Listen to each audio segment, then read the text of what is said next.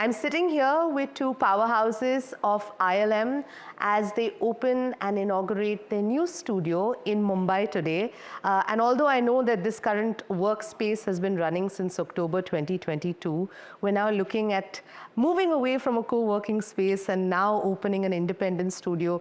Always quite heartwarming. I know a bunch of companies that are doing that now in Bombay, and they always feel that it's kind of endearing and very heartening. But thank you so much for speaking with us, Janet and Lynwenn, and welcome to NDTV Profit. So before I jump into any of the deeper, darker, more detailed questions, I was overjoyed to find that it's not just Star Wars, right? Because that's what you're known for. I went on the website, I saw Severance, I saw Sinners, and I was like, wow, these are some of my favorite shows. Why India? Why India? Why Mumbai? Well, ILM has always been about finding talent. It's always been about finding the most creative, most fearless, most curious talent that there is in the industry. Because as you mentioned, ILM really invented the visual effects industry. We were created by George Lucas to create imagery that couldn't be done any other way. So we're always on that leading edge. So we look for people who have the talent to do that, to bring something new to our community, because we're always evolving and always being asked to do things that have never been done before. And India, and in particular Mumbai, is an incredible hub of talent here that we could tap into. So that's really why, and it's been everything that we would hope it to be, because the talent that, first off, finding KP as our leader here, and then her finding this incredible group of artists and producers and engineers has been everything we wanted it to be. So, and long may it grow. Lovely. In terms of operationally, how are you planning on diversifying in a country like India? Because let's face it, it is very diverse, it is very varied. And while that is quite an opportunity, sometimes it can also be a challenge. Well, I think at ILM generally we're committed to diversity. We're always looking for the best and the brightest. At the same time, we love to nurture talent, look for potential, and grow that talent. We've got intentional programs like our Jedi Academy program that is specifically about that ideal. I'm really proud of the fact that in Mumbai we've already hired and trained and nurtured talent with more women than any other visual effects studio in Mumbai, and we're going to continue to do that. I think we also are interested in the diversity of work. So one of the things that distinguishes ILM Mumbai is this studio is going to be just as important, and they're going to be doing just as complex work as any of our other studios. So we have full pipeline, full artist capabilities, and that means that we'll be able to do feature animation and episodic, Lucasfilm projects, Disney projects, immersive entertainment, sort of the full spectrum of work, which also means we need a diverse set of talent to be able to accomplish all of that. I'm going to address the elephant in almost every room now, is AI, yeah. Right? I think there is the fear of the unknown, but there's also the thrill of the possibilities. How do you view AI, enabling what you have created here, whether it's with Lucasfilms, whether it's with ILM? And also, how do you view it in terms of the workforce? Is the workforce threatened? Because at the same time, your software then, now knows limitless possibilities.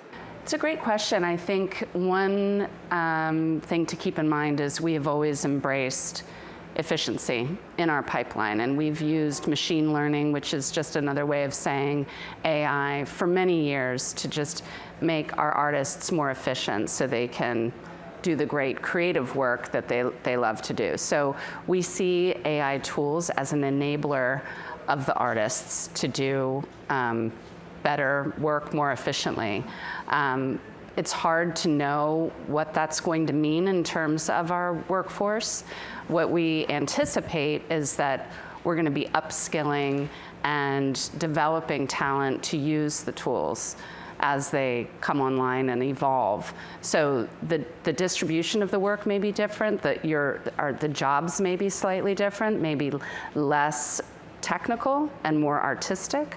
We're not entirely sure when that pendulum is going to swing in that direction, but I think one of the hallmarks of ILM is that, in addition to the fearlessness, we want to be the leader in the industry. So we're not afraid of embracing AI tools if they're the right tool for the job.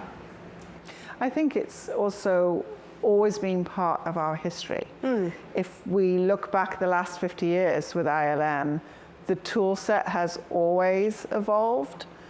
So some of the jobs may have changed, but what hasn't changed is the artistry required to know what you want the tools to do and the way that you want to approach what the shot is trying to say. And so in many ways, we see this as just another evolution in that artist-driven pipeline. So I think that we embrace it like we have embraced every other technical evolution that we've seen throughout our history, which is how can it help us get those images on the screen in the most efficient and most creative way. So in India, I think this is a question that I ask almost every person that I speak to in film and entertainment and media, is the advent of OTT, the OTT platform. So, you have your Netflix and you have a Hotstar and you have all of these other streaming platforms now. And although I don't think it completely threatens cinema, especially in India, we love our Bollywood and we love our cricket, we love the experience of going to a theater. But I'm curious to understand what that means for your industry. I know that you do work on a lot of TV shows per se, but how does then that evolve, or is cinema experience and cinema going still as strong as it is when it comes to that whole viewing and content consumption? For us, it's all more opportunity to create stories. I think you're right. Cinema, in my opinion, is never going away, because part of the human condition is we love experiencing things together. We love that moment of being wowed together, and whether that be in live entertainment or sports or in cinema. So we love spectacle.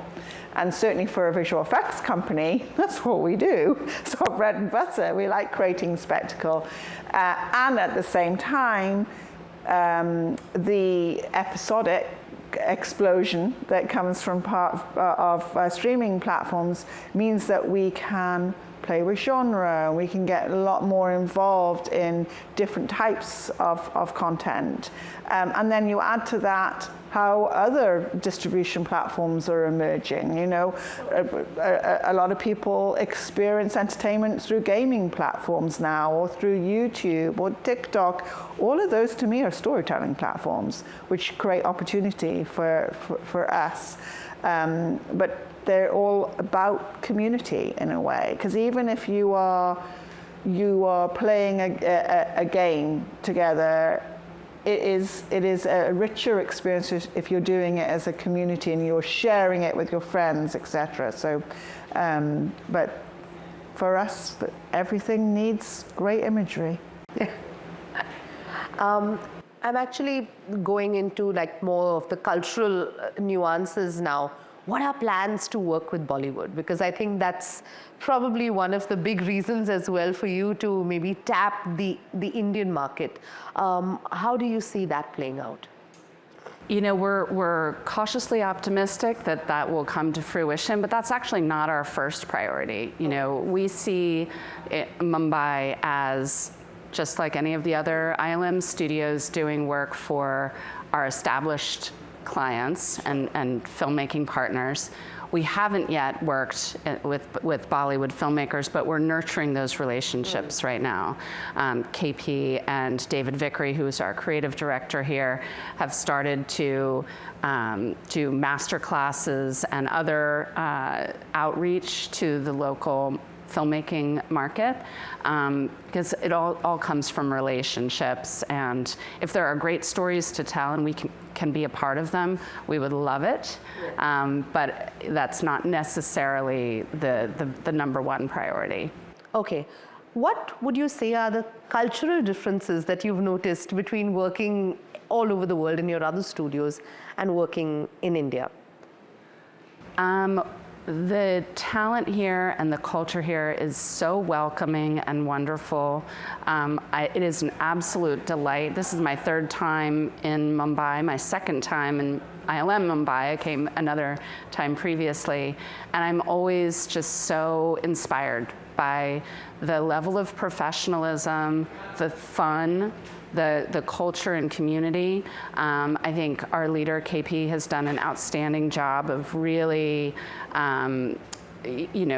making this a wonderful place to work. All of our studios are amazing, I will say. We were just in London visiting ILM London. I was just in Sydney, which is another growth studio.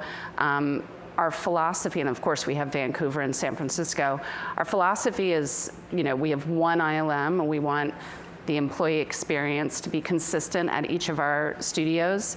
We're sharing work, we're sharing knowledge, we're sharing process and technology and all of those things.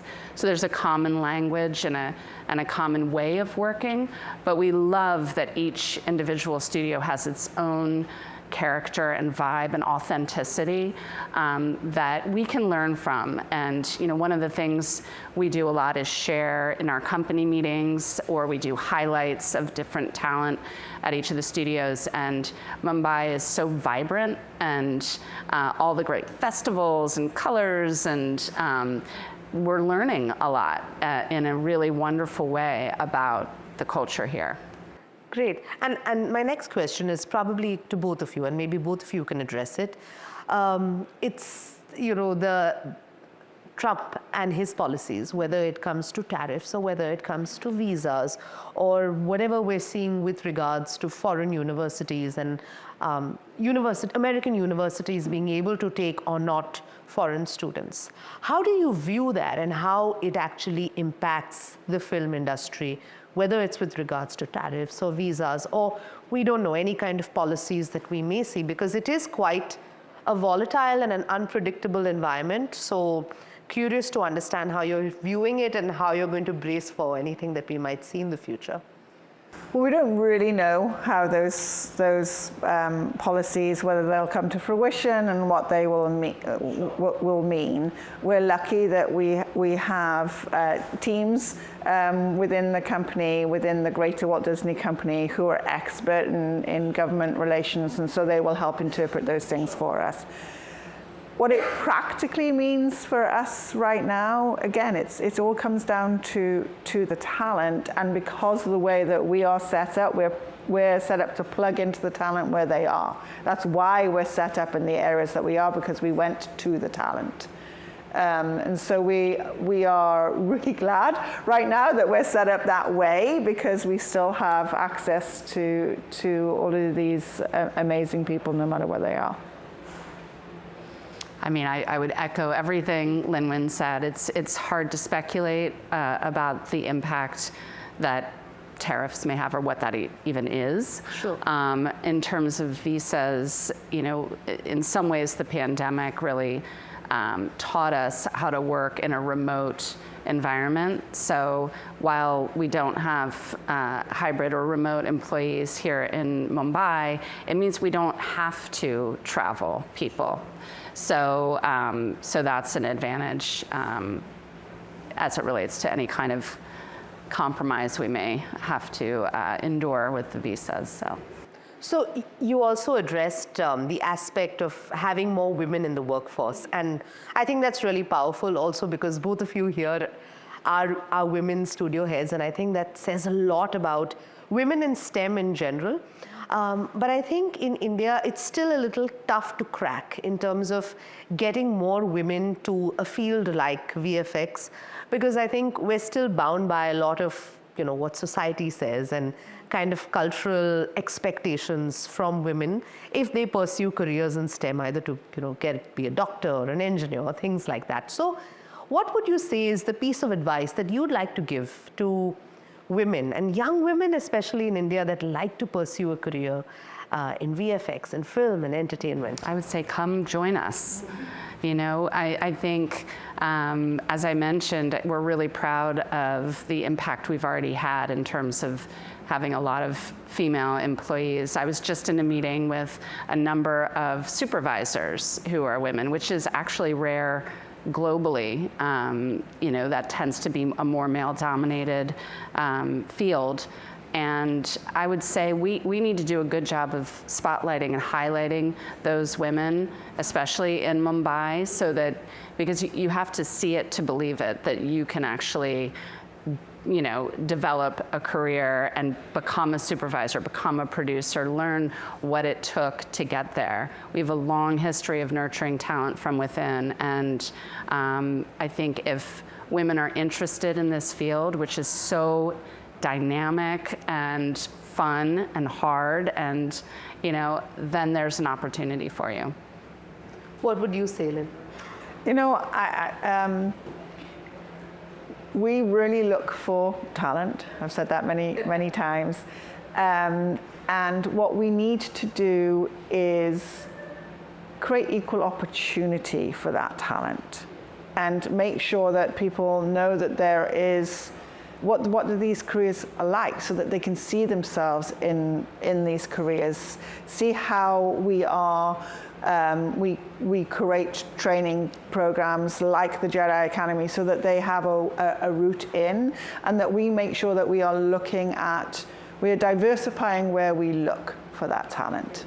Because what we have found is if you get in the door, then those people who have the aptitude and the curiosity and the interest and the energy they thrive here. So I'm hoping that by seeing us here, neither of us started at the top in these companies. We worked our way up, because when you get in, it's different every day. There are such a variety of roles within a visual effects company, there is such an energy of collaboration and innovation that everybody can find something that they're really interested in a company like this. So that's what I would say, which is don't think it is one role, because I think sometimes people will think to be in visual effects, then you have to be, there's only one type of role, like to be a visual effects genius on a computer, like technical. And but we mirror the film industry in many ways. We have production, we have management. Yes, of course, we have a variety of visual effects roles that require a variety of skills. We have people who've come in from the purely artistic side, people who've come in from the purely computer graphics side, and everything in between. There's such a variety of roles, and once you get in, you'll probably fall in love with it just like we did, and you'll find your path. I think it's working because it was really heartening to see that there are so many women here. When I walked into this office, and that always is a sense of reassurance, right? And it's a source of comfort to see that there are so many women in an office. So I think that's absolutely great. You've got that bang on.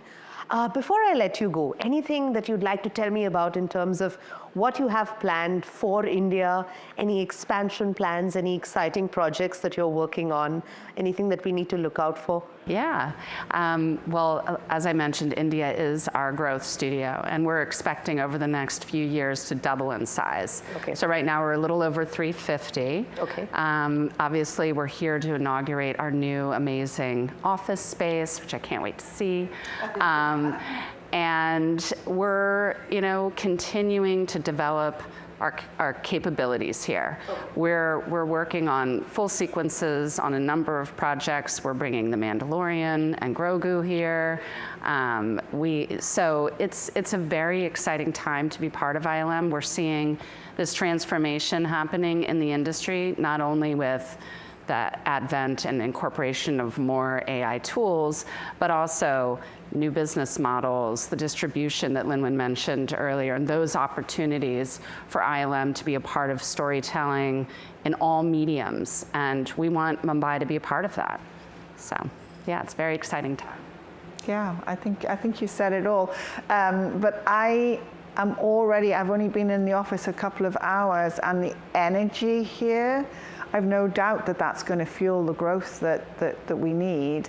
And with that growth brings all these people who all come in with their new ideas that will add to the history of this incredible company. This is our 50th year, which is just astonishing when you think of the work that has been done through this company, not just Star Wars, as you said, but pretty much any major film franchise that you've thought of.